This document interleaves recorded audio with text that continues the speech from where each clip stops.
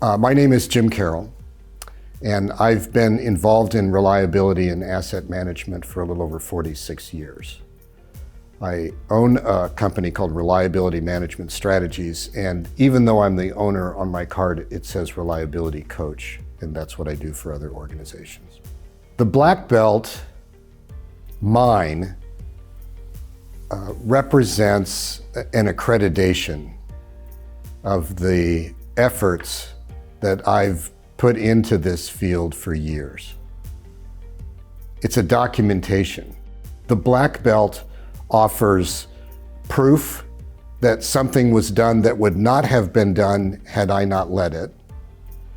It connects the economics of reliability because there's a financial review that's involved in each of the 5 projects.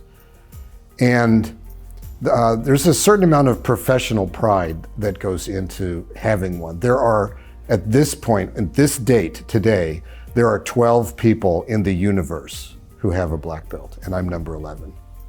My grandfather used to say, because there were 5 boys in the family, and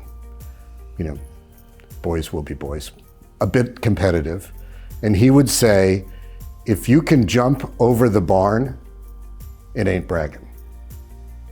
The black belt proves I jumped over the barn.